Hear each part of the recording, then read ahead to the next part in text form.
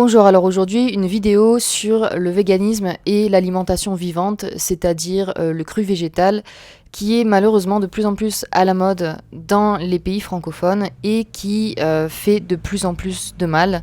J'ai récemment eu une personne en consultation qui en a beaucoup souffert, qui est devenue très très maigre. Donc voilà, ça me fait vraiment mal au cœur de voir des gens se bousiller la santé en suivant des dogmes comme ça. Et donc cette vidéo aujourd'hui est pour parler de tout ça et mettre en garde les gens par rapport au véganisme et à l'alimentation vivante, c'est-à-dire crue végétale en particulier. Donc si vous cherchez sur YouTube, sur Internet, etc., vous verrez plein de vidéos, plein de gourous sur ces régimes-là qui affirment beaucoup de choses sans jamais sourcer, sans jamais citer leurs sources, qui affirment de manière très sûre d'eux, et ça suffit en fait pour que beaucoup de gens les croient et suivent ces préceptes et finissent par se bousiller la santé. Donc déjà, je voudrais juste vous dire, si vous êtes intéressé par l'alimentation crue végétale et que vous justement regardez ces vidéos de ces gourous, s'il vous plaît, demandez-leur leurs sources. Quand ils affirment des choses qui vous paraissent un peu bizarres, ou même quand ils affirment quoi que ce soit, demandez leurs sources. Et ensuite, allez lire leurs sources. J'ai fait récemment une vidéo sur la youtubeuse Via Felicia Cynthia, qui a fait une vidéo sur la candidose, et en fait, elle dit n'importe quoi de A à Z. À partir du moment où on essaye de regarder au-delà de ce qu'il raconte, on se rend compte que ça ne repose sur rien. Et à la fin de la vidéo, je montre qu'elle a donné en source une étude scientifique qui en fait disait exactement l'opposé de ce qu'elle disait. Mais sous les commentaires de sa vidéo, les gens lui demandaient sa source. Elle a mis cette étude-là. Et puis ensuite, les gens n'ont même pas lu cette étude qu'elle avait mise dans ses commentaires. Donc, demandez leurs sources à ces gens-là et ensuite lisez les sources qu'ils vous donnent et vérifiez si ça correspond à ce qu'ils disent. En général, et même la plupart du temps, ça n'est pas le cas. Okay, donc, ayez vraiment mettez tout en question, remettez en question ce qu'ils disent, ayez un esprit critique par rapport à ce qu'ils disent, parce que n'importe qui peut affirmer des choses sans qu'il y ait rien derrière, et il suffit d'avoir un peu de charisme pour que ça passe. Voilà. Donc aujourd'hui, je suis avec Jérémy de Vitali TV, qui malheureusement a lui-même subi cette alimentation vivante crue végétale qui lui a causé beaucoup de problèmes de santé. Et qui maintenant s'en est heureusement remis, et qui maintenant fait un travail de rééducation sur sa chaîne. Alors, il ne fait pas que ça, mais il a beaucoup de vidéos super intéressantes sur l'alimentation vivante, sur ce que c'est, sur ses dangers, etc. Mais maintenant, je vais laisser parler Jérémy. Comment tu vas ? Salut. Écoute, ça va, tu veux que je commence par quoi du coup ? Présente-toi un petit peu, explique-nous ce que tu fais, ta chaîne, et ce que tu fais sur ta chaîne. Ok, alors je m'appelle Jérémy, je suis naturopathe, je suis un ancien ingénieur, donc j'ai un background scientifique, on va dire. Et je me suis intéressé principalement à la santé parce que j'avais des problèmes personnels, surtout de sommeil, mais aussi baisse d'énergie, problème un petit peu d'instabilité émotionnelle, etc. Et donc, comme tu l'as mentionné, j'ai fait une chaîne YouTube après avoir réglé, on va dire, la plupart de mes problèmes pour partager un petit peu tout ce que j'avais compris sur la santé. Et la dernière chose que je peux dire, c'est que sur ma chaîne, on va dire que j'essaie d'avoir une vision pluridisciplinaire, c'est-à-dire que je vais prendre en compte un peu le caractère traditionnel de la naturopathie. Je sais qu'aujourd'hui, il y a des naturopathes qui s'en détachent totalement, qui sont à fond sur les études scientifiques, etc. Moi, j'intègre quand même un petit peu le volet traditionnel de la naturopathie, j'intègre également le volet des études scientifiques. Je suis aussi, j'intègre pas mal le volet sportif, c'est-à-dire qu'aujourd'hui, moi j'ai l'impression que les naturopathes, ils sont pas très portés sur l'activité physique, donc j'y accorde une certaine importance. Et puis aussi, ce que je fais, c'est que je partage pas mal de mes expériences personnelles. Je fais beaucoup de tests, je teste des alimentations, je teste des choses et je fais des retours sur les gens. Voilà, je pense que c'est la meilleure façon je pense que c'est la bonne façon de résumer ce que je fais sur ma chaîne. Okay. Alors, si vous êtes un petit peu habitué de ma chaîne, vous avez déjà vu Jérémy dans plusieurs vidéos. On a fait plusieurs vidéos ensemble. Une où il nous parlait de sa diète primale. Une où on a fait une longue vidéo pour parler de la viande et pour débunker ce que disent justement les gourous du véganisme, comme quoi la viande c'est mauvais pour la santé. Donc on a fait une vidéo là-dessus. Je mettrai le lien qui s'affiche en haut à droite de la vidéo. On a encore fait d'autres vidéos ensemble, je sais plus encore quoi. Ah oui, les compléments alimentaires. Mais donc voilà, je mettrai ces liens qui s'affichent là. Donc est-ce que tu peux nous raconter ce qui s'est passé pour toi en quelques mots? Donc, quand tu t'es mis à manger cru végétal, frugivore, etc., qu'est-ce qui s'est passé? Combien de temps tu as fait ça? Et comment tu t'en es sorti, en fait? Alors comme je l'ai dit au début, moi j'ai commencé à m'intéresser à la santé pour des problématiques surtout de fatigue. Et donc j'ai commencé par le végétarisme, c'était en 2017 à peu près. Donc j'ai fait à peu près 1 à 2 ans de végétarisme avec voilà, des petits écarts, hein, un petit fromage, un petit œuf de temps à autre. Et puis après en 2019, je suis vraiment passé à du végétalisme, même peut-être un peu avant. Et vraiment en 2019, j'ai fait du végétalisme cru. Donc ce qu'on appelle l'alimentation vivante. Donc l'alimentation vivante, tu veux que un petit peu je dise ce que je consommais, Ouais, ce que ouais. c'était. Ok. Alors l'alimentation vivante, c'est une alimentation qui est composée exclusivement de fruits et de végétaux crus. Donc si je fais un peu si je parcours un petit peu toutes les catégories alimentaires, on va avoir des fruits, on va avoir des légumes lactofermentés, on va avoir des oléagineux, on va avoir des purées d'oléagineux, on va avoir un petit peu des produits estampillés healthy comme tout ce qui va être spiruline, chlorella, poudre de maca, fèves de cacao cru. Je faisais beaucoup de cuisine à cette époque-là, donc des gâteaux crus avec de la noix de cajou dedans, du beurre de cacao, du sirop d'agave, enfin des trucs, des mélanges très très bons. Je te dis honnêtement, c'était super bon, mais c'était des mélanges de gras et de sucre, donc forcément c'était bon. Qu'est-ce qu'on mangeait d'autre? On mangeait des graines germées aussi. On faisait des jus de légumes, voilà, et je pense que j'ai un petit peu tout dit. Voilà. Et comment tu te sentais comment tu te sentais tout le long, en fait? Au début, ça t'a fait quoi? Puis ensuite... Alors, je vais juste revenir 2 ans en avant. Quand j'ai commencé le végétarisme, je me suis senti mieux. Parce que bah, je suis passé à une alimentation plus brute, moins transformée, moins de pâtes, etc. Donc j'ai senti un mieux-être. Et après, généralement, quand tu découvres, et je pense qu'il y a des gens qui se reconnaîtront là-dedans, quand tu découvres le végétarisme, bah, la pente logique, c'est le végétalisme. Et la pente logique, ensuite, c'est l'alimentation vivante, le cru, et si tu vas même très loin, le frugivorisme. Et donc, quand je suis passé du végétarisme, on va dire mi-bru, mi-industriel, des fois, je mangeais des lasagnes végétariennes, c'est avec des flocons de soja, donc c'était des trucs quand même transformés, quoi. Et puis après, je suis passé à du végétalisme vraiment cru. Donc il y avait plus ce genre de produits. Donc j'ai arrêté de manger des céréales, j'ai arrêté de manger des légumineuses. Et donc je me suis senti, ouais. Alors déjà, comment tu te sentais quand tu mangeais comme ça, céréales, légumineuses, juste... Donc tu dis que tu te sentais un petit peu mieux au début, mais t'avais des ballonnements ou pas encore? Ou ça allait vraiment bien au niveau digestion? Non, au niveau digestif, c'était pas top, mais c'est un truc qui est venu avec le temps en fait. Ok. Mais c'était pas top. En fait, je devais sans arrêt réfléchir à comment faire mes repas. Mm. Je devais sans arrêt me poser la question combien, faut pas que je mange trop de ci, trop de ça, sinon ça allait pas. Ça m'est déjà arrivé de passer des sales moments aux toilettes, je te cache pas. Mais ouais, niveau digestif, c'était pas trop ça. Et en fait, quand je suis passé à l'alimentation vivante, ça allait mieux au niveau digestif. Ah ouais, ok. Tu vois? Parce Mm. que tu arrêté de manger des légumineuses, Ouais. des céréales, Mm. de fruits, des légumes, enfin, ça allait mieux. Et j'ai aussi perdu du poids en passant à l'alimentation vivante. Ça, c'est le truc le plus marquant. Chez tout le monde, hein, je Ouais. pense. Hein. Mm. Perte de masse musculaire, perte de masse grasse aussi. Donc tu te dis, ok, je m'affine, pourquoi pas, hein, tu te dis.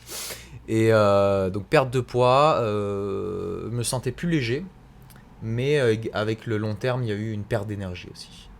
Voilà. Ok. Donc, alors, donc justement, donc tu l'as fait combien de temps ça? Et qu'est-ce qui t'a fait sortir de ça? Alors, je l'ai fait, je pense, moins d'un an. Maintenant, en y réfléchissant, je pense que je l'ai fait moins d'un an. Je l'ai fait pendant l'année 2019. Ok. Voilà. Donc, si je vais juste te donner une journée type pour que les gens puissent bien se représenter Ouais. ce que c'est. Le matin, souvent, c'était jeûne intermittent, parce que c'est très conseillé le jeûne intermittent dans le monde naturo, et encore plus chez les gens qui font des crues végétales. On nous dit que le matin, il faut laisser la détoxification des intestins se prolonger, il faut les laisser au repos parce qu'on mange trop souvent. Donc, souvent, c'était jeûne intermittent. Et ensuite, c'était des repas. Alors, je commençais toujours par des fruits. Donc des bananes, des kakis, beaucoup de bananes, parce que enfin, je pense que c'est un fruit calorique, donc quand tu as faim, quand tu as vraiment faim en alimentation vivante, parce que tu as faim en alimentation vivante, c'est malheureux de le dire, mais c'est comme ça, bah, il te faut un aliment calorique. Donc tu vas te jeter sur des bananes. Je commençais des fois mon repas avec 5 6 bananes, quoi.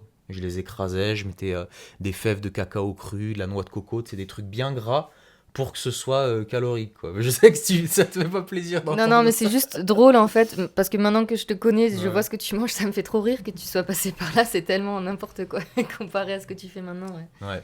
Donc je commençais par un repas de fruits, parce que généralement c'est ce qu'il faut faire. Il faut commencer par les fruits, parce que c'est ce qui se digère le plus vite. Donc tu commences par ça. Ensuite j'attendais un peu, 5-10 minutes, et ensuite on passait au repas de légumes. Donc c'était des légumes lacto-fermentés, c'était de la purée de enfin non, c'est des purées crues, c'était des graines germées, c'était un peu de jus de légumes, des fois en dehors des repas. Et ensuite, avec ça, t'avais en dessert, parce qu'il me fallait un dessert, il me fallait toujours un dessert sucré, c'était du gâteau cru, quoi. Donc c'était des gâteaux crus qu'on faisait avec comme dit, hein, de la pâte d'amande, de la poudre d'oléagineux, du sirop d'agave, de la noix de cajou, enfin voilà, il fallait vraiment quelque chose de calorique. Donc voilà, je dirais fruits, légumes, et derrière une petite douceur sucrée souvent, quoi. Ok. Donc, t'as mis combien de temps à voir ta santé vraiment dégringoler et à la fin, t'étais comment, dans quel état quoi? Alors c'est allé très très vite chez moi. Je pense que j'ai dû commencer, tu vois, à tatillon comme ça au début année 2009. On faisait du cru de temps en temps. Des fois on n'en faisait plus. L'été est passé et c'est vraiment en automne où mon état de santé a commencé à se dégrader. Parce qu'en été ça allait, tu vois, les fruits, les légumes, tu peux encore tenir dessus en été, mais dès que Ouais, le froid a commencé à c'est ça. arriver, et puis j'ai fait des grosses erreurs. Par exemple, j'avais lu à ce moment-là le bouquin du docteur Robert Morse, Le miracle de la détoxination. D'ailleurs, j'ai fait une vidéo sur ma chaîne exactement sur sa cure, qui disait que voilà, on était frugivore, qu'il fallait qu'on mange une majorité de fruits pour se détoxifier, peu importe quand. Et donc moi j'ai pris ça au mot et je me souviens des journées avec énormément d'oranges, donc un fruit, comment on peut dire, acide, à queue, ouais, mais qui demande beaucoup d'oxydation des acides faibles, donc c'est un fruit qui est très déminéralisant. Et je me tapais des énormes oranges, j'ai fait ça en automne, limite au début de l'hiver, il faisait très froid, et j'ai commencé vraiment à avoir froid, donc frilosité, perte de poids. On est entré dans l'hiver, donc il y avait besoin de plus de calories, et l'alimentation vivante, c'est une alimentation qui est bien assez pauvre en calories, et qui, en tout cas qui est peu digeste. Et puis et voilà, je pense que j'ai eu mon pic en hiver, à Nouvel An 2019. Je me souviendrai toujours, je l'ai dit d'ailleurs sur ma chaîne. On était en boîte de nuit, donc on était censé faire la fête. Tout le monde était content autour de moi, tout le monde avait chaud.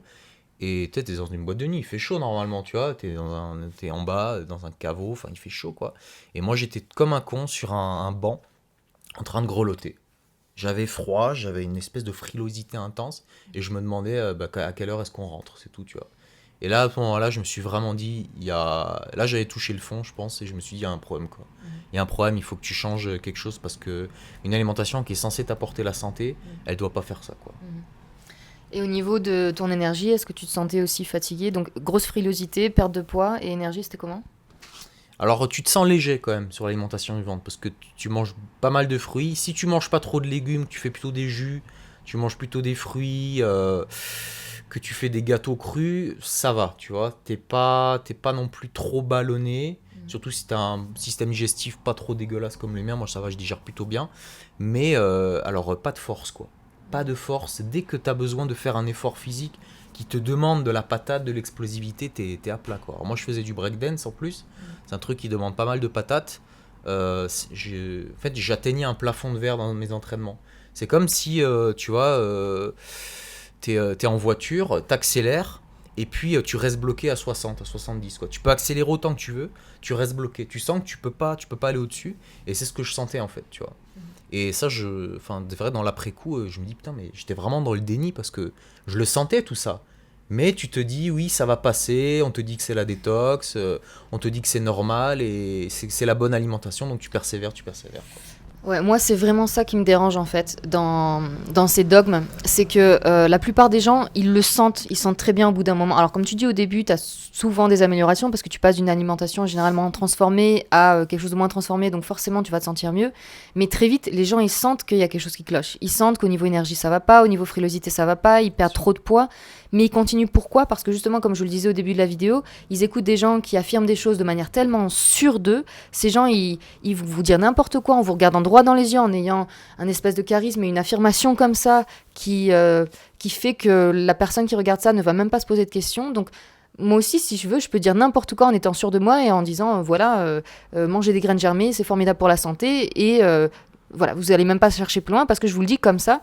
Et puis, il y a aussi ce fait de... Ces gens-là qui disent, non, mais si tu te sens moins bien, c'est la détox, etc.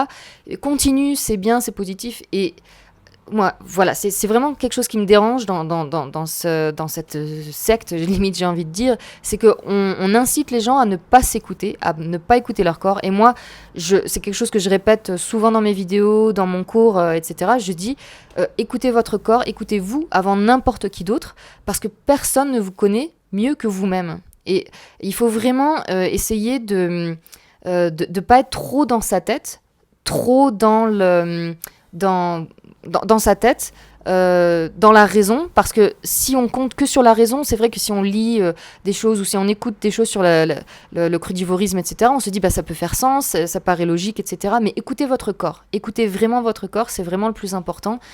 Et vous le saurez s'il y a un truc qui cloche, vous le savez, vous le sentez, et écoutez-vous. Voilà. Personne d'autre ne peut dire ce qui se passe dans votre corps mieux que vous. Donc, quand tu as commencé à te sentir vraiment pas bien, tu as décidé de changer. Et raconte-nous, disons, les premières fois où tu as remangé des produits animaux. Comment ça s'est passé ? Comment tu t'es senti ? Alors, quand j'ai senti qu'il y avait un problème, forcément, j'ai cherché sur Internet. Voilà, témoignages vegan, etc. Et j'ai trouvé plein de trucs. Et forcément, quand tu cherches les bonnes infos, tu les trouves. Et donc après, voilà, j'ai été renvoyé vers les chaînes, les vidéos de Robert Masson. C'est un des premiers naturopathes de France qui a dénoncé un peu les dérives du végétalisme. Il faisait ça déjà il y a 20 ou 30 ans, plus de 30 ans je pense. Et après voilà, tu tombes sur des vidéos de mecs un peu plus hard comme Zverij ou Carnidoc qui est en bas dans le salon, nous le saluons chaleureusement. Euh, et ouais, la première fois où j'ai remangé de la viande, je m'en souviens comme si c'était hier. Je suis allé au marché et je me suis dit, voilà, on va acheter un morceau de viande pour voir ce que ça donne. Et j'ai vu un steak, un magret de canard, et je me suis dit, ça, il faut que je l'achète. Et j'ai acheté un magret de canard Marjo. C'était un truc de fou. Je crois que c'est le truc le plus bon que j'avais mangé ces 5 ou 6 dernières années. Je l'ai fait cuire. Et j'ai mangé, c'était une explosion de saveurs. Et voilà, mon corps me disait, c'est exactement ce qu'il faut que tu manges, quoi. Et depuis ce jour-là, j'ai mangé de la viande quasiment tous les jours. Après, ce qu'il faut comprendre, c'est que quand pendant longtemps, t'as pas mangé de viande, c'est difficile d'en remanger beaucoup d'un coup. On en discutait par exemple hier avec, je ne vais pas donner son nom, mais avec une personne là dans le Airbnb qui nous disait que lui, il avait eu vraiment une réaction émotionnelle quand il avait remangé du poisson par exemple. Et moi, je suis pas allé jusque là, mais je sentais vraiment que c'était ce qu'il me fallait. Et petit à petit, au fur et à mesure, j'ai remangé de plus en plus de viande. Donc c'était des petits morceaux de foie de temps en temps, des petits morceaux de steak, etc. Et puis voilà, après ça a augmenté. Et je sais pas si je peux dire les chiffres, mais je pense qu'à un moment donné, quelques mois après, j'étais des fois à 500, 400 grammes de viande par jour, quoi. Mais je pense qu'il y a un vrai besoin derrière, quoi. Et tu te sentais comment du coup de remanger de la viande ? Chaque fois que j'en mangeais, je sentais que ça me faisait du bien. Déjà, ça me donnait de l'énergie, ça me permettait de reprendre du poids. Les gens qui veulent aller voir mon poids en cru végétal, ça vaut le détour. Allez sur mon site, il y a c'est pas pour faire de la pub pour mes formations, mais sur la page de mes formations Plus jamais maigre, qui est une formation qui vous aide à reprendre du poids, il y a une photo de moi. Quand j'étais en cru végétal, je faisais 63 kilos pour 1m75. Donc là, vous vous dites 63 kilos, ouais, c'est pas, ça va, tu vois. Mais moi, de base, je suis longiligne. Et tu regardes la photo, franchement, je fais peur, quoi. Je fais vraiment peur. Et j'ai repris en 1 an, j'ai dû reprendre une 20aine de kilos, quoi. Grâce à la viande. Donc, reprise d'énergie, reprise de poids, meilleure clarté mentale, satiété, t'as plus faim pendant la journée. Quand t'es en alimentation, t'as faim tout le temps. Alors c'est étrange parce que t'as le ventre plein. C'est pas une faim de genre j'ai rien dans le ventre, c'est une faim de il me manque quelque chose, mais je sais pas quoi. C'est ton corps. Voilà. Voilà. Ok. Alors, au-delà de remanger de la viande, moi je pense que ce qui est vraiment important quand on a été en alimentation crue végétale pendant longtemps, je pense que même plus que la viande, c'est le gras animal qui est super important. Et je pense que c'est pour ça aussi que quand tu as mangé le magret de canard, c'était formidable parce que il avait la couche de graisse. Même pas. Ah non, Mais d'accord. comme tu le dis, ouais, gras animal aussi, je mangeais du beurre aussi. Mhm. J'ai réintégré le beurre. Mhm. Et en fait, je me souviens, ça aussi, je m'en souviens, c'était marquant. Tu sais, je t'avais dit, j'avais une frilosité avant en cru Mhm. végétal, j'étais vraiment très frileux. Tout le temps froid, tu vois. Même de l'intérieur, même en été, t'as l'impression d'avoir le froid, il vient de l'intérieur, Mhm. quoi. Mhm.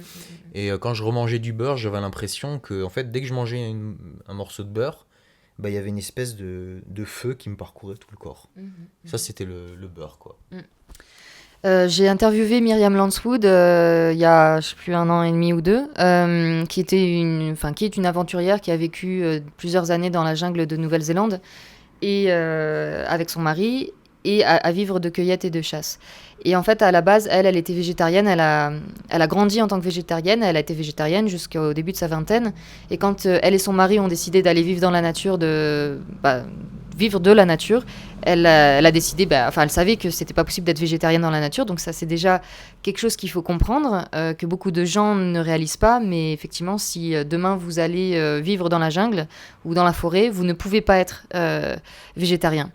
Ou encore moins vegan, quoi. Et donc c'est quelque chose qu'elle a compris à l'époque, toute seule. Donc elle n'était pas vraiment tant dans un dogme que ça, parce que quand tu es vraiment dans un dogme, tu vois pas autre chose. Mais donc elle était consciente de ça. Et elle a appris à chasser, sauf que les premiers mois, je crois que ça a été pendant 6 mois, elle a réussi à rien chasser. Donc elle et son mari, ils mangeaient que du riz Koh-Lanta, quoi. et des lentilles. Voilà. Bah, super. Et c'était le début de l'hiver. Et elle racontait, allez voir ma vidéo, hein, je mettrai le lien qui s'affiche en haut à droite de l'écran, mais elle racontait que toutes les nuits, ils se réveillaient grelottant de froid. Ils ne pouvaient pas se réchauffer. Ils avaient froid sans arrêt, jusqu'au jour où elle a enfin réussi à chasser un animal. Et ils ont mangé l'animal, et surtout, ils ont mangé le gras, et enfin, ils ont eu une nuit où ils ont dormi et où ils n'avaient plus froid. Et à partir dans une tente, ils dormaient, ouais, dans la jungle. Et à partir du moment où ils se sont remis à manger du gras animal, parce qu'au-delà de la viande, c'était vraiment le gras qui était important, ils n'ont plus eu jamais froid et ils ont pu continuer à vivre comme ça. Mais voilà. Et il y a plein de témoignages. C'est vrai qu'en France, ça arrive de plus en plus, des témoignages d'ex-véganes, mais dans le monde anglophone, ça fait quand même plusieurs années qu'il y a eu... Parce qu'ils ont été en avance sur nous sur le véganisme, et donc ils sont en avance aussi sur nous sur le dévéganisme. Beaucoup de gens qui étaient dans le véganisme et qui s'en sont sortis. Et quand on regarde ces témoignages-là, enfin moi, je sais, je m'intéressais à ça il y a quelques années, un peu moins maintenant, mais... Du coup, je fais cette vidéo maintenant parce que je réalise en fait à quel point il y a de plus en plus de gens en France qui tombent là-dedans. Je pensais pas à ce point-là, c'est pour ça que je voulais faire cette vidéo aujourd'hui. Mais donc, quand je regardais ces choses-là il y a quelques années dans le monde anglophone, tous ils disent que quand ils se sont sortis du véganisme, la première chose qu'ils mangeaient c'était un animal, enfin un morceau animal gras. Ça pouvait être du saumon, ça pouvait être des œufs, ou ça pouvait être un bout de canard avec du gras. Et à chaque fois, ils rapportent comme une extase. Quand ils ont enfin mangé ce gras animal, c'est une extase, c'est un sentiment de plénitude, comme tu disais. Enfin, tu sens que ton corps obtient ce qu'il a. Des hommes qui racontent qu'ils avaient plus d'érection depuis longtemps, plus libido, plus d'érection matinale. Et juste après avoir mangé, ça revient. Au niveau hormonal, et pas que chez les hommes, chez les femmes aussi, il y en a qui disaient qu'elles n'avaient plus de règles depuis longtemps, et quand elles sont remangées du gras animal, leurs règles sont revenues. Alors forcément, ça peut mettre un petit peu de temps, mais voilà, le gras animal, super important. Alors, donc maintenant, je voulais qu'on parle un petit peu plus en détail de cette mode, du coup, au-delà du véganisme, du cru végétal qu'on appelle alimentation vivante. Je trouve ça un peu dommage d'ailleurs qui colle ce nom d'alimentation vivante, parce que quand tu écoutes alimentation vivante, tu te dis, c'est parfait, alimentation vivante, pourquoi je voudrais manger mort? Mais l'alimentation vivante, c'est cru végétal. Ça veut dire qu'on considère que tout le reste est mort déjà. Bref, on va en parler, mais tu as fait une série de vidéos récemment sur ta chaîne sur ce thème-là, donc l'alimentation vivante, où tu parles des effets positifs, puis ensuite tu parles des effets négatifs. Donc là, tu en as un petit peu parlé avec ton expérience personnelle, mais je voudrais que tu nous reparles de certains points et que si on a des adeptes de l'alimentation vivante qui nous regardent dans cette vidéo, qu'est-ce que tu peux leur dire? Par exemple, moi je sais que ce client qui m'a contacté il n'y a pas longtemps, il commence à se poser des questions, forcément, sinon il ne m'aurait pas contacté, mais il me demandait, bah voilà, toi tu dis que la viande c'est bon pour la santé, en face, le camp d'en face, ils disent que c'est l'opposé, alors lequel des deux croire? Ok. Donc ça c'est une première chose. Une deuxième chose, il me disait, oui moi je veux garder quand même, parce que je lui disais les graines germées, bon ça sert à rien. Enfin, tu peux si tu veux, mais bon, c'est pas ça qui t'apporte de la nutrition, qui t'apporte de l'énergie, qui t'apporte des micronutriments. Mais c'est vrai qu'on entend tout le temps que les graines germées, c'est formidable. Il n'y a pas mieux au niveau nutritif, au niveau micronutriments. C'est riche en minéraux, en acides aminés, en vitamines, etc. Et je lui ai dit, bah, regarde par toi-même. Regarde par toi-même, va sur Chronometer, va sur le site du SICAL, ce sont des bases de données sur les micronutriments des aliments, et tu tapes graines germées de je sais pas quoi, et à côté tu tapes steak de bœuf ou n'importe quoi. Et tu verras la quantité de micronutriments. Regarde par toi-même, ne te laisse pas embobiner par quelqu'un qui te dit un truc et tu l'acceptes sans chercher. Cherche par toi-même, et tu verras bien. Donc, voilà, qu'est-ce que tu répondrais à ces gens qui te disent que les graines germées, on peut vivre que de ça, c'est formidable, il y a tout ce qu'il faut dedans, on n'a pas besoin de viande parce qu'il y a tout ce qu'il faut dans les graines germées. Qu'est-ce que tu dirais aux gens qui disent, parce que je regardais du coup l'autre jour une gourou du crudivorisme qui disait qui était en train de démonter, qui essayait de démonter un à un les arguments comme quoi on a besoin de viande. Elle disait oui, la B12, de toute façon, on n'a pas besoin de l'obtenir par la viande. Et après, je sais plus encore quelles autres choses elle disait, mais imagine tu as un adepte de l'alimentation crudivore végane devant toi qui te sort ces arguments-là. Pourquoi je devrais remanger de la viande? Qu'est-ce que tu dirais sur les graines germées? Pourquoi tu penses que la viande c'est nécessaire? Est-ce que la viande c'est mauvais pour la santé, etc. Qu'est-ce que tu dirais à cette personne-là?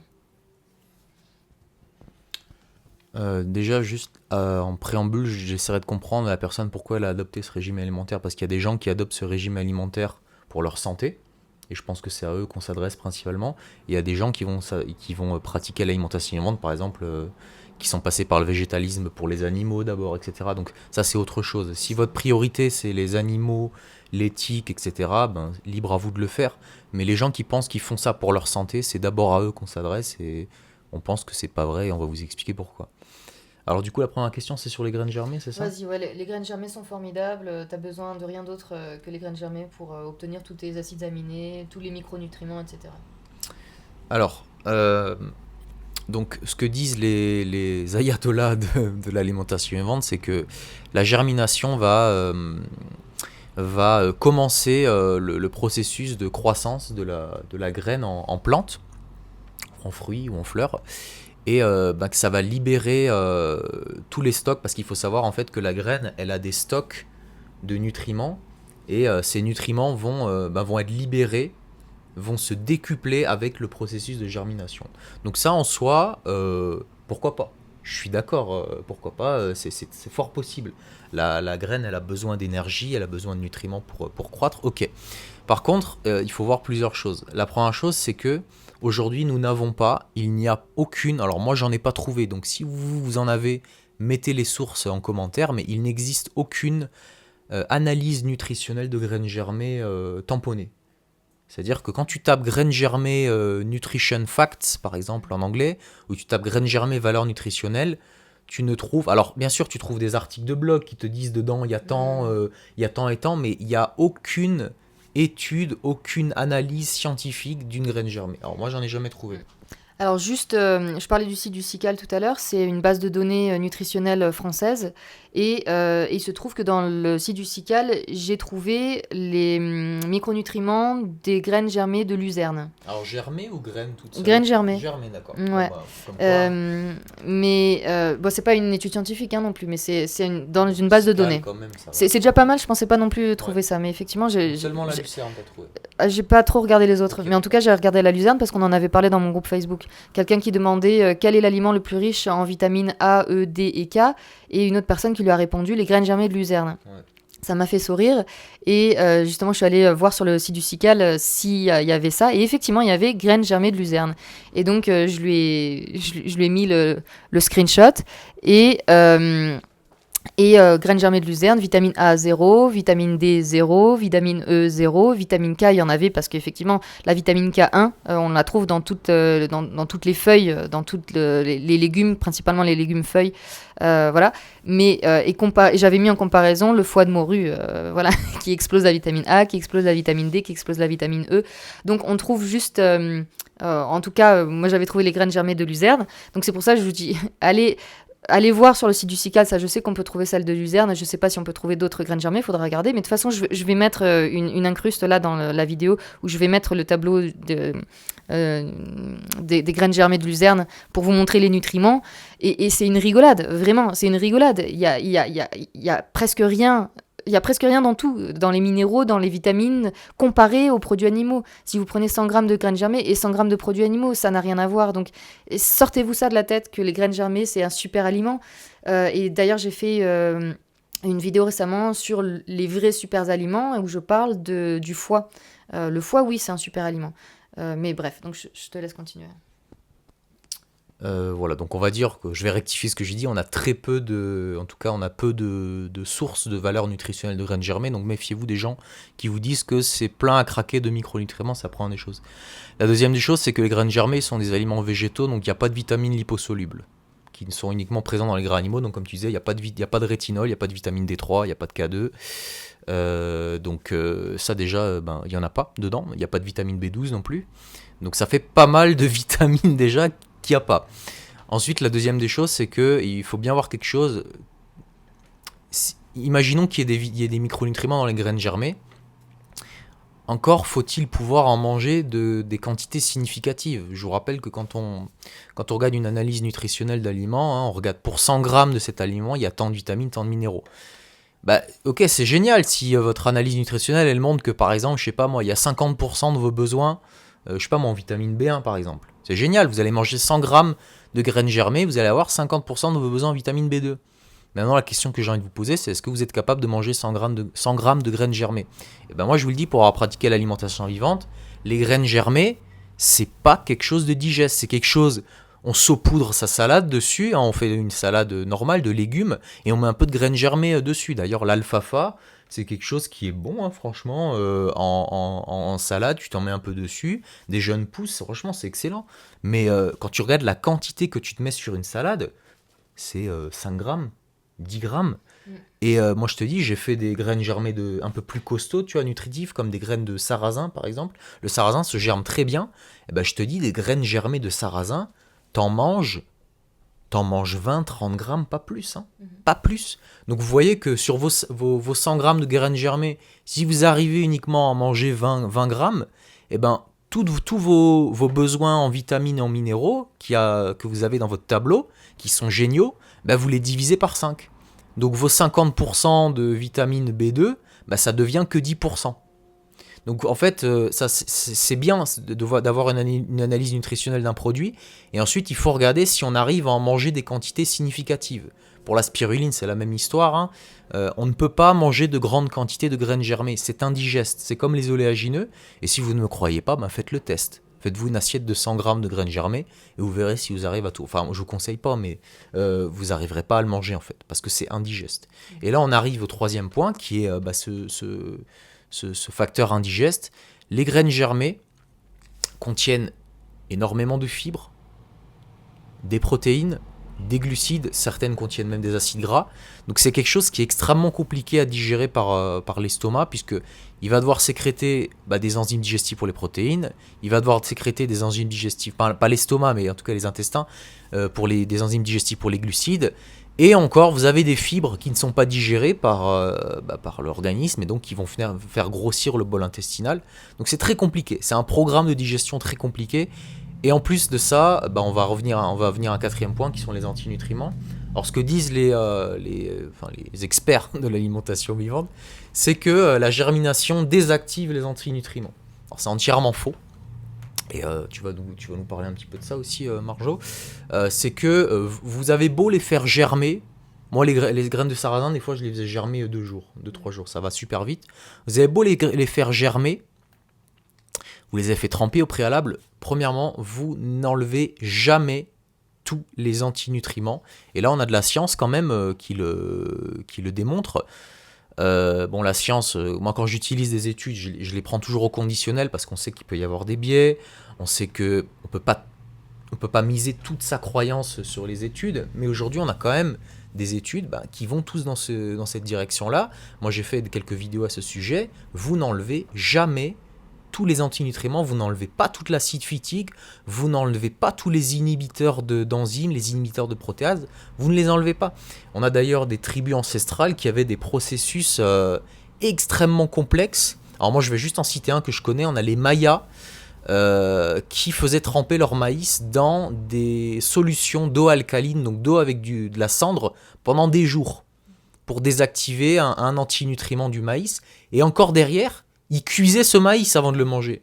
Donc vous qui faites germer vos graines, déjà vous les faites pas germer pendant une semaine ou des nuits et des jours entiers comme les tribus ancestrales qui en mangeaient depuis des millénaires, hein. Mais en plus de ça, vous les mangez crus derrière. Donc vous allez vous choper des tas d'antinutriments. Et est-ce que toi, par exemple, tu as d'autres exemples à nous donner, par exemple ? Oh ouais, donc moi j'aime beaucoup le travail de Weston Price, hein, j'en parle dans beaucoup de mes vidéos, qui était un dentiste américain qui a voyagé partout dans le monde dans les années 30 pour étudier les tribus isolées qui n'étaient pas en contact avec le monde moderne, et pour étudier leur santé et pour étudier leur alimentation. Et c'est un livre super intéressant donc, qui nous montre comment nos ancêtres se portaient et ce qu'ils mangeaient.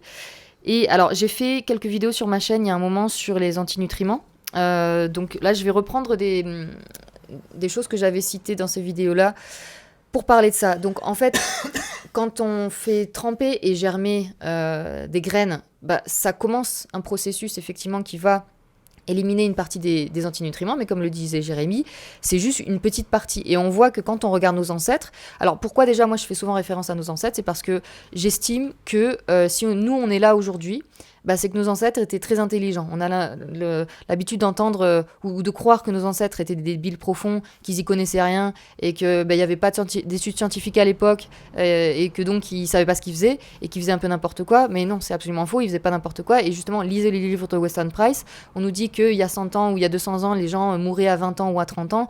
C'est absolument faux. D'ailleurs, à un moment, il a pris une photo d'une femme, je ne sais plus de quelle tribu, qui avait plus de 90 ans et on dirait qu'elle en a 50, quoi. Donc non, nos ancêtres, tant qu'ils n'étaient pas contaminés par notre civilisation malade qui mange n'importe quoi, parce que même dans les années 30, il y avait le début des boîtes de conserve, des farines raffinées, du sucre raffiné, etc. C'est exactement ce qu'a regardé Weston Price, la santé de ces gens-là avant qu'ils mangent ces aliments-là. Et une fois qu'ils avaient commencé à manger ces aliments-là, avant, ils n'avaient aucun souci de santé, ils se portaient extrêmement bien, ils pouvaient vivre très vieux. Et quand ils ont commencé à changer d'alimentation et à adopter l'alimentation moderne, c'est là qu'ils avaient plein de soucis de santé, que l'espérance de vie baissait, etc. Donc voilà pourquoi je fais référence souvent à Weston Price et souvent à nos ancêtres. Alors donc là je vais reprendre un petit peu ce que j'avais mis dans une de mes vidéos. Donc en Inde, le riz et les lentilles sont fermentés pendant au moins 2 jours avant d'être préparés sous forme d'idli et de dosa. En Afrique, les indigènes font tremper du maïs grossièrement moulu pendant 1 nuit avant de l'ajouter aux soupes et aux ragoûts, et ils fermentent le maïs ou le millet pendant plusieurs jours pour produire une bouillie aigre appelée ogi. Un plat similaire à base d'avoine était traditionnel chez les Gallois. Dans certains pays d'Orient et d'Amérique latine, le riz subit une longue fermentation avant d'être préparé, c'est-à-dire cuit. Les Éthiopiens fabriquent leur pain injera en faisant fermenter une céréale appelée teff pendant plusieurs jours, et ensuite ils le cuisent. Les galettes de maïs mexicaines appelées pozole sont fermentées pendant plusieurs jours et jusqu'à 2 semaines dans des feuilles de bananier. Et ensuite, c'est cuit. Avant l'introduction de la levure de boulanger commerciale, les Européens fabriquaient des pains longuement fermentés à partir de levain et c'était cuit. En Amérique, les colons étaient célèbres pour leur pain au levain, leurs crêpes au levain et leurs biscuits au levain. Donc c'est fermenté et cuit. Et dans toute l'Europe, les céréales étaient trempées pendant la nuit et jusqu'à plusieurs jours dans de l'eau ou dans du lait caillé avant d'être cuits et servis en bouillie. Donc là, si vous voulez, ils font l'étape du trempage, de la germination, ça fait un début de germination, fermentation et cuisson. Okay, c'est tous ces processus-là. Ensuite, ici, les Indiens de Californie consommaient de la farine de gland après une longue période de trempage et de rinçage, puis de pilonnage et de cuisson. En Amérique centrale, les noix et les graines étaient préparées par trempage dans de l'eau salée et déshydratation au soleil, après quoi elles étaient broyées et cuites. Okay, donc, on voit que le processus, ça allait au-delà de juste le trempage et puis la germination. S'il faisait juste ça, il ne faisait pas ça, justement, il ne faisait pas juste ces processus-là, parce qu'en faisant juste ces processus-là, c'est pas digeste. C'est pas digeste. Voilà. Donc, c'est vraiment quelque chose d'important, je pense qu'il faut comprendre par rapport aux graines germées. C'est non seulement c'est pas digeste, en tout cas, c'est pas optimal. C'est vraiment pas aussi riche en micronutriments que ce qu'on vous dit. C'est au niveau calorique, t'as presque zéro, quoi, ça sert à rien, enfin pas grand chose. Donc je dis ça par rapport aux gens qui sont dans l'alimentation vivante, qui perdent beaucoup de poids et qui veulent continuer à manger des graines germées parce que c'est riche en micronutriments, soi-disant. Non, c'est pas riche en micronutriments. Et en plus, vous êtes en sous-poids, privilégiez les aliments denses en énergie et denses en micronutriments. Donc, comme on disait tout à l'heure, le gras animal et les abats, comme le foie. Donc, comme je disais, j'ai fait une vidéo récemment sur le foie pour justement montrer tous les micronutriments dans le foie. Voilà une première chose. Est-ce qu'on passe du coup à... alors, pourquoi la viande est bonne ou mauvaise pour la santé? On a fait toute une vidéo là-dessus, donc voilà. Je mettrai soit qui s'affiche là-haut, mais à mon avis j'ai plus de place là. Mais je mettrai ces vidéos dans la description sous la vidéo. On a fait toute une vidéo qui dure à peu près 2 heures sur la viande, voilà, où on débunk les postulats comme quoi la viande est mauvaise pour la santé. Qu'est-ce que dirait encore une personne qui hésite? Qui est dans l'alimentation crudivore, alimentation vivante, et qui hésite à franchir le pas et à remanger des produits animaux. À ton avis, qu'est-ce qui peut la bloquer encore? Il me semble que tu as fait une vidéo sur l'acide urique aussi. Ouais, oui. Ça, c'est un argument qui revient souvent. Alors, moi, ce que j'ai noté souvent chez les gens de l'alimentation vivante, c'est que, enfin, chez les gens qui les endoctrinent, hein, c'est que donc, la viande est acidifiante. Donc là, pareil, moi, j'ai fait une vidéo sur le sujet. Il n'y a aucun aliment qui peut vous acidifier, en fait. C'est vos reins et vos poumons qui vont réguler votre acidité. Et en fait, quand vous comprenez, c'est là où je dis, si vous voulez comprendre la santé, il faut s'intéresser à la physiologie, parce que si vous ne vous intéressez pas à la physiologie, vous allez croire ce que vous racontent des gens, alors que ce n'est pas fondé du tout. Une fois que vous savez comment fonctionne l'équilibre acido-basique du corps, et que vous savez que ça dépend entièrement des reins et des poumons, vous comprenez que aucun aliment ne peut vous acidifier. Vous pouvez boire, Robert Masson, j'aime bien, il donnait toujours cet exemple, il disait, vous pouvez boire 1 litre de vinaigre, 1 litre de jus de citron, vous vous acidifierez pas d'un péco.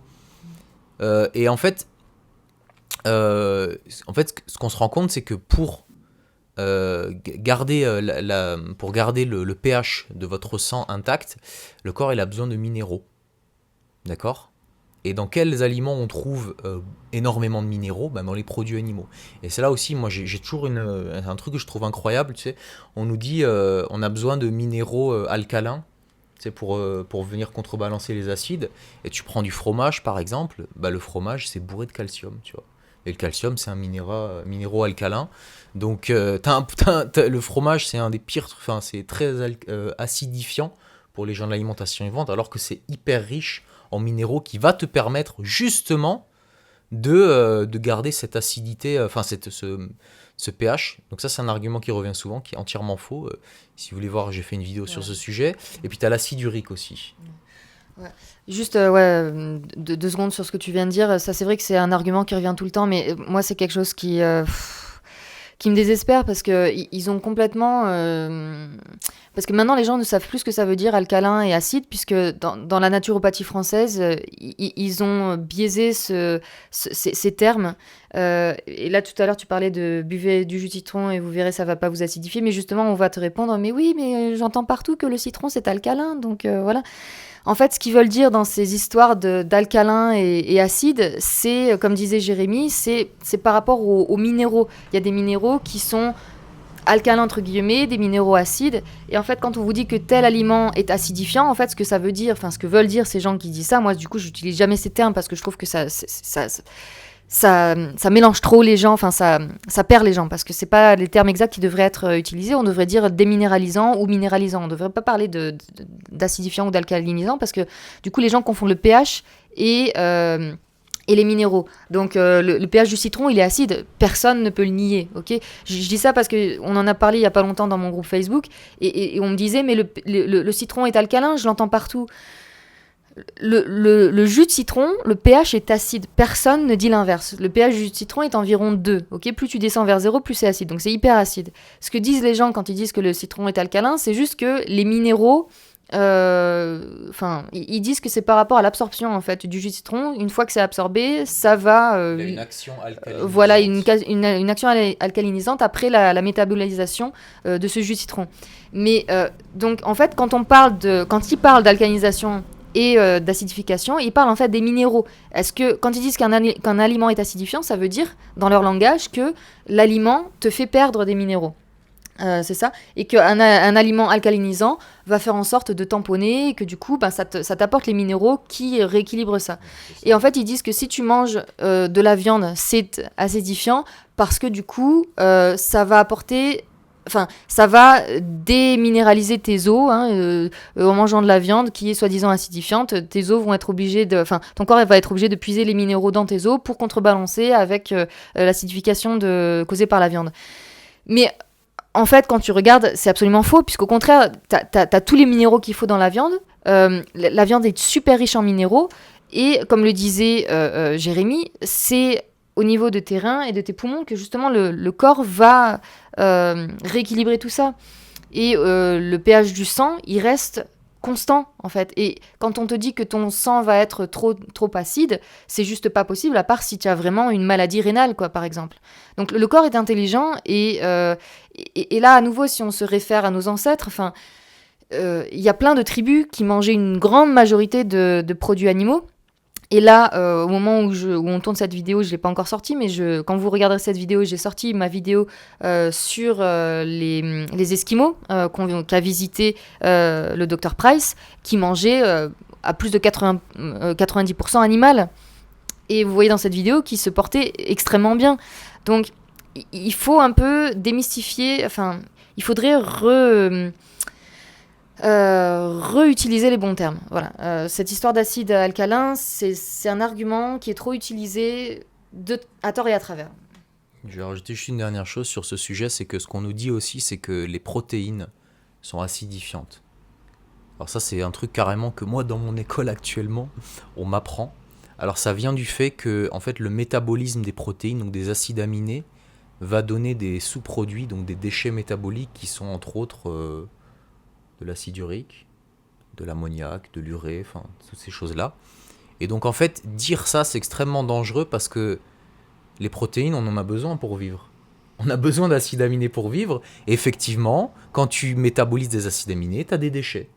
Mais quand tu fais de l'activité physique, quand tu fais du sport, tu as besoin de respirer et tu produis des déchets, qui est du CO2, tu vois. Donc ça viendrait à personne... l'idée ne viendrait à personne de dire le sport est mauvais pour les poumons parce qu'il y a des déchets, mais ils te disent les protéines sont mauvaises pour les reins parce qu'il y a des déchets. On marche, tu vois ce que je veux dire ? On marche complet sur la tête. On est en train de vous dire les protéines, vous en avez besoin pour vivre, mais on est en train de vous dire faites attention aux protéines parce qu'il y a des déchets. Et oui, excusez-moi, vivre, ça produit des déchets. Et c'est normal. Donc, d'ailleurs, j'ai fait une vidéo sur ma chaîne, est-ce que la viande est mauvaise pour les reins ? Et pareil, c'est 4 méta-analyses, 4 petites études qui montrent que les régimes, riches, qu'est-ce qu'ils appellent riches, ça c'est défini dans la vidéo, mais on va l'appeler comme ça, les régimes riches en viande ne causent pas de maladie rénale. Par contre, les gens qui ont déjà des problèmes de reins, c'est sûr qu'on ne va pas leur dire de se gaver de viande. Mais ça va être la même chose. Et les gens qui ont fait un infarctus ou qui ont des problèmes respiratoires ou des problèmes cardiaques, on ne va pas les mettre sur le Tour de France. C'est logique. Mais ce n'est pas l'un qui cause l'autre. Voilà, donc c'est juste le dernier truc que je voulais rajouter. Ouais, puis donc je mettrai tous les liens de ces vidéos dans la description sous cette vidéo, s'il vous plaît, allez les voir. Effectivement, j'ai fait aussi une vidéo sur l'acide urique il y a quelques temps. qui montrent en fait, c'est pas, ça sort pas de mon imagination et je le précise dès le début de la vidéo parce que je dis des choses qu'on a tellement pas l'habitude d'entendre par rapport à l'acide urique. Tout ce que je dis est sourcé j'ai mis tous les liens des études que j'ai utilisées, des articles que j'ai utilisés sous cette vidéo. Donc allez voir ma vidéo sur l'acide urique si vous avez peur de choper la goutte en mangeant des produits animaux. Je vais pas répéter tout ce que j'ai dit dans cette vidéo là, mais au contraire l'acide urique est bon pour la santé et votre corps s'il produit plus d'acide urique, c'est pour se protéger et en fait c'est souvent comme ça que ça marche.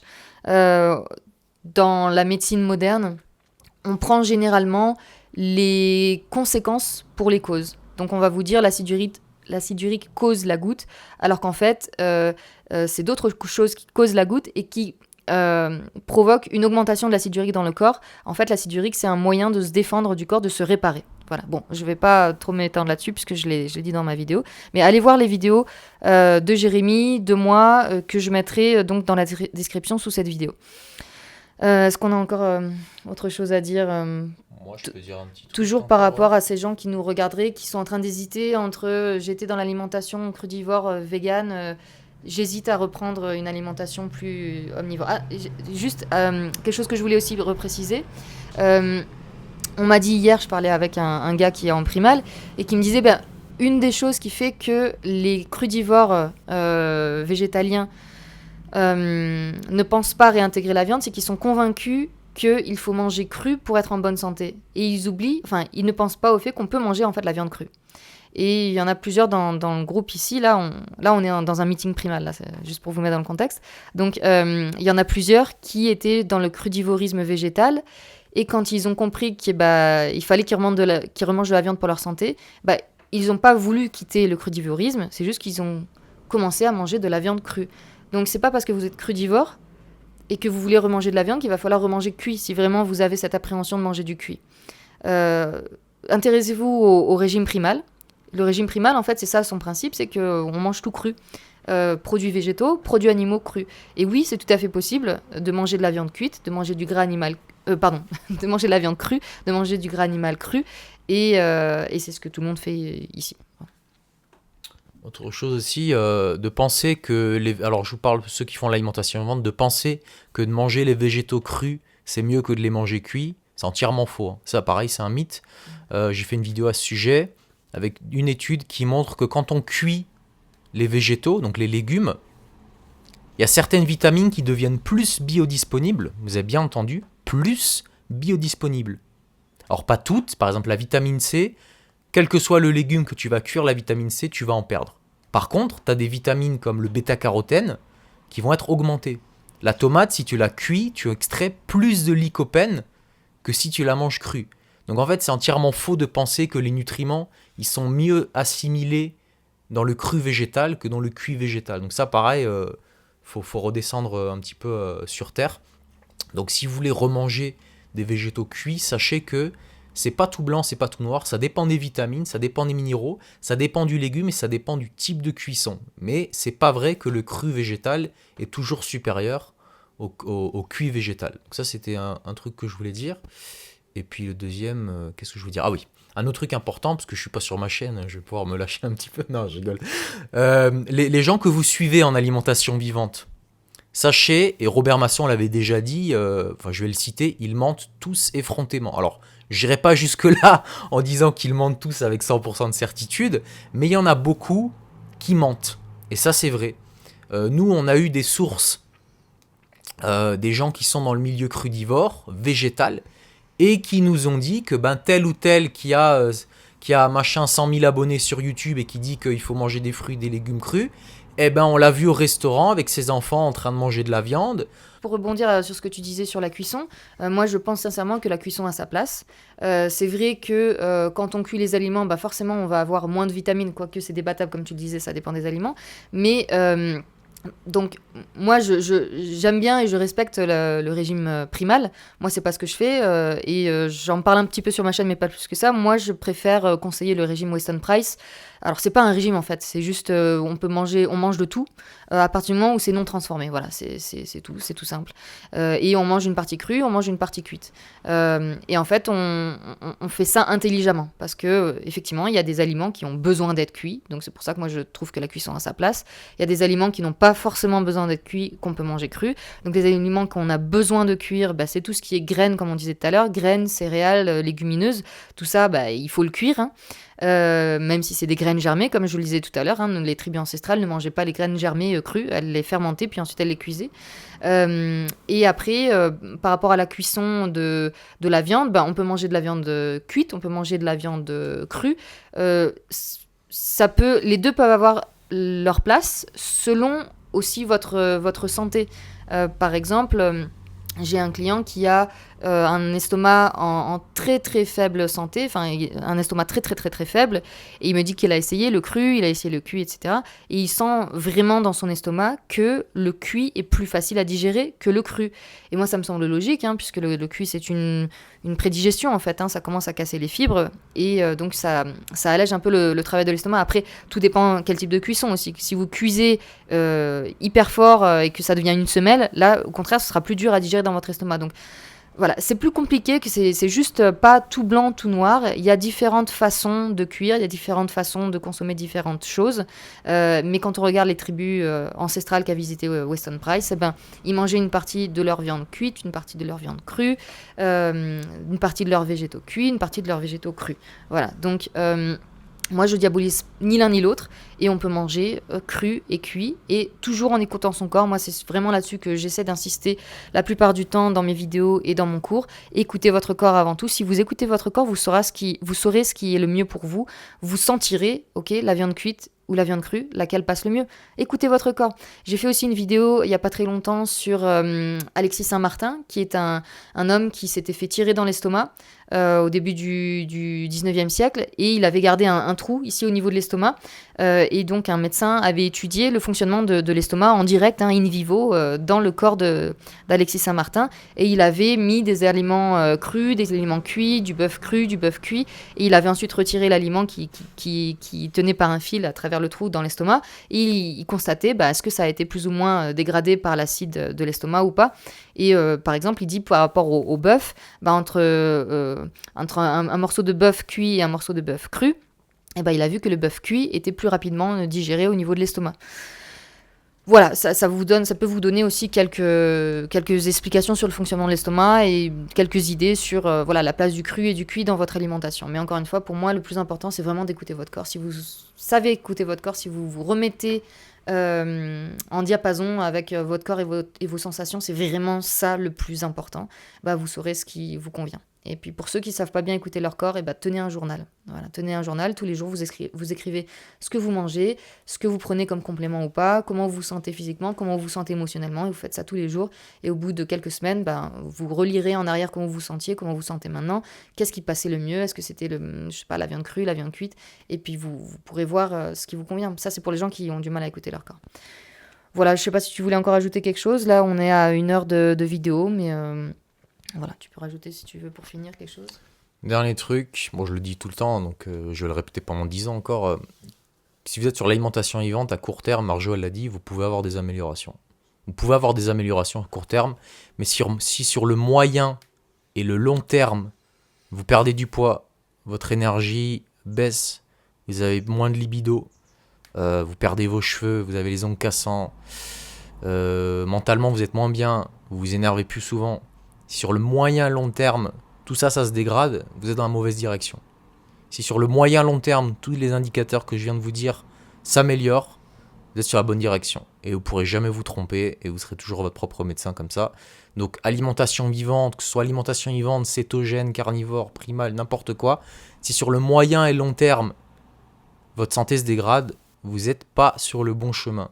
Et donc ça, c'est indépendant du régime alimentaire. Là, aujourd'hui, on a tapé sur l'alimentation vivante parce que ça nous fait chier quand même de voir autant de gens qui se cassent la gueule. Santé, quoi. Moi, ça me brise le cœur. Ça me brise le cœur. Moi, ce client que j'ai eu il n'y a pas longtemps, 1m83 pour 53 kilos, moi, ça me brise le cœur. Et non seulement ça me brise le cœur, mais franchement, ça me met la rage contre ces gens-là qui promeuvent le crudivorisme et qui mettent des gens fragiles dans ces situations-là.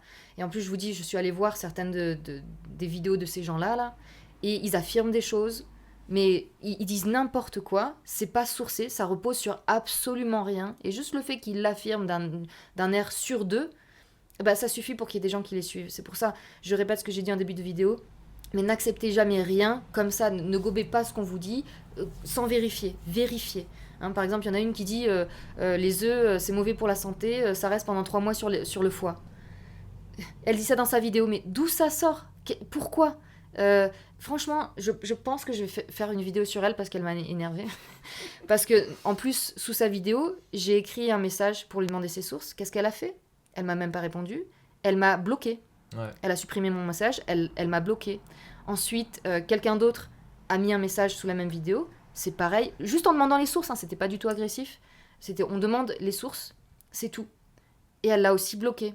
Donc ce genre de personnes affirment des choses en vidéo, mettent la santé des gens en danger, et ils refusent de donner leurs sources. Pourquoi ils refusent de donner leurs sources? Parce qu'ils en ont pas. Ils affirment des choses qui reposent sur rien. Moi, dans toutes mes vidéos, je vous donne mes sources. Dans toutes mes vidéos, il y a les sources dans la description sous la vidéo. Si dans certaines vidéos, j'ai oublié de les mettre dans la description, ça va être dans la diapo finale de la vidéo. Ou si j'ai mis ni l'un ni l'autre, vous m'envoyez un email, je vous envoie toutes mes sources, je les ai toutes gardées. Dans toutes mes vidéos, je les construis mes vidéos en lisant des dizaines d'études scientifiques et d'articles. Je vous donne mes sources, ensuite, ne vous contentez pas juste d'avoir les liens de mes sources, vous allez les lire et vous faites ensuite votre propre idée. C'est vraiment, vraiment, vraiment important parce là, on parle de votre santé. Il n'y a rien de plus important dans votre vie que votre santé. Okay, ne donnez pas votre santé à quelqu'un, ne mettez pas votre santé dans les mains de quelqu'un sans avoir vérifié que cette personne peut être bénéfique pour vous. Sans avoir vérifié par vous-même que c'est ce qui vous convient et que c'est ce qui fait sens et que ce soit basé sur quelque chose de réel. Parce qu'encore une fois, celle-là qui dit que les œufs restent 3 mois sur le foie, mais qu'est-ce que ça veut dire? Ça veut rien dire. Là, je prends juste un exemple, mais sa vidéo est bourrée d'affirmations comme ça qui ne reposent sur rien. Voilà, ne soyez pas le dindon de la farce parce que, comme je l'ai dit tout à l'heure, beaucoup de gens qui vous parlent de l'alimentation vivante, c'est des menteurs. Ils mangent de la viande, ils mangent des œufs, ils mangent des poissons en cachette et c'est vous qui trinquez parce que vous comme un con, ben, vous suivez à la lettre ce que ces gens vous disent. Et eux, enfin voilà, on pourrait en citer plusieurs, mais on sait que Thierry Casasnovas s'est soigné en mangeant de la viande, des tonnes de viande, il le dit lui-même. Mais pourtant, quand tu regardes sa chaîne, la viande, c'est une ou deux vidéos sur, je sais pas moi, des centaines et des centaines. Irène Grosjean, sait qu'elle mange des huîtres. Robert Masson nous avait déjà dit que Tal Chalère mangeait des steaks de viande. Le docteur Robert Morse, moi je le dis déjà, si le docteur Robert Morse, il est frugivore, moi je suis la reine d'Angleterre. Faut arrêter à un moment donné les conneries. Les gens, quand ils sont bien portants, quand ils ont des joues comme ça, avec du rose, du rouge partout, et qu'ils ont une carrure comme ça, ils mangent de la viande, c'est tout. Donc voilà, ne soyez pas le dindon de la farce, et puis moi je m'arrête là. Voilà, c'est le mot final. Franchement, ayez un esprit critique, super important, et comme je disais, vérifiez les sources, vérifiez tout, et voilà, ne gobez pas tout ce qu'on vous dit comme ça. Voilà, merci Jérémy de m'avoir rejoint sur ma chaîne. On fera certainement encore d'autres vidéos ensemble. J'encourage tout le monde à aller voir les vidéos de Jérémy. Moi, quand j'ai des personnes, ça m'arrive pas très souvent, mais quand j'ai des personnes adeptes du crudivorisme végétal qui viennent me voir, je les renvoie souvent vers la chaîne de Jérémy parce qu'il a fait plein de vidéos super détaillées là-dessus. Et puis il a son expérience aussi, donc voilà, il sait de quoi il parle et il a fait plein de vidéos très bien là-dessus. Voilà, merci Jérémy, à bientôt. Allez, ciao. Salut.